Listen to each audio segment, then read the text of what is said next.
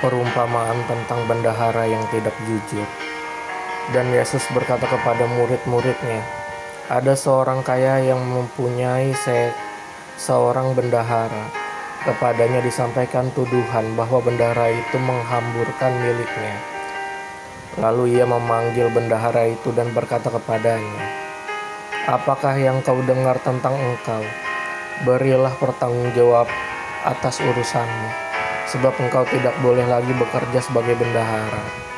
Kata bendahara itu di dalam hatinya, apakah yang harus aku perbuat?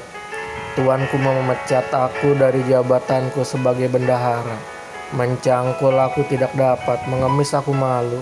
Aku tahu apa yang akan aku perbuat, supaya apabila aku dipecat dari jabatanku sebagai bendahara, ada orang yang akan menampung aku di rumah mereka. Lalu ia memanggil seorang demi seorang yang berhutang kepada tuannya.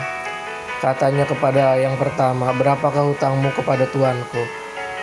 Jawab orang itu, 100 tempayan minyak. Lalu katanya kepada orang itu, inilah surat hutangmu. Duduklah dan buat surat hutang lain sekarang juga, 50 tempayan. Kemudian ia berkata kepada yang kedua, dan berapakah hutangmu? Jawab orang itu, 100 pikul gandum. Katanya kepada orang itu, inilah surat hutangmu. Buatlah surat hutang lain, 80 pikul. Lalu tuan itu memuji bendahara yang tidak jujur itu, karena ia telah bertindak dengan cerdik. Sebab anak-anak dunia ini lebih cerdik terhadap sesamanya daripada anak-anak terang.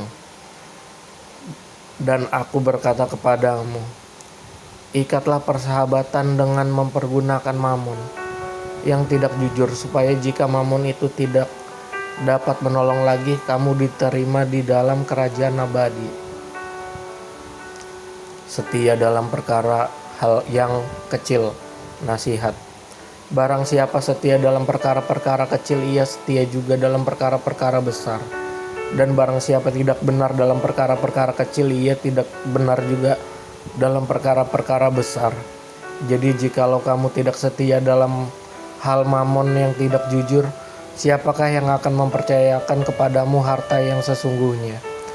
Dan jikalau kamu tidak setia dalam harta yang lain, siapakah yang akan menyerahkan hartamu sendiri kepadamu?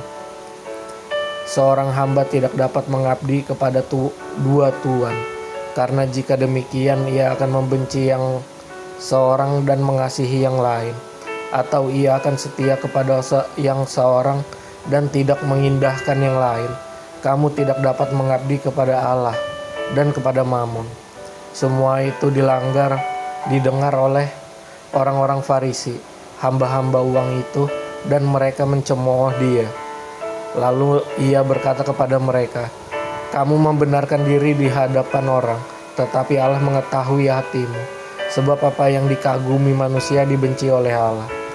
Hukum Taurat dan kitab para nabi berlaku sampai pada zaman Yohanes, dan sejak waktu itu kerajaan Allah diberitakan dan setiap orang mengagahinya, merebut memasukinya.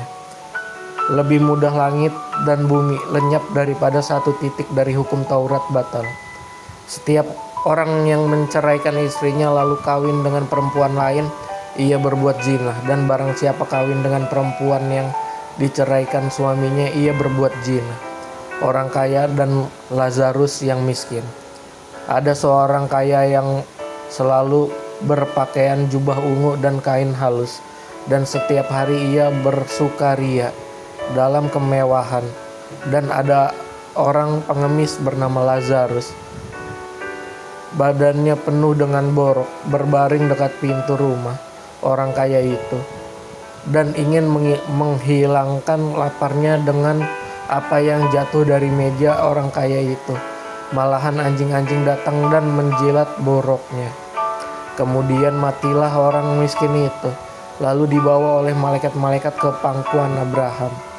Orang kaya itu juga mati lalu dikubur, dan sementara ia menderita sengsara di alam maut, ia memandang ke atas dan dari jauh dilihatnya Abraham dan Lazarus duduk di pangkuannya.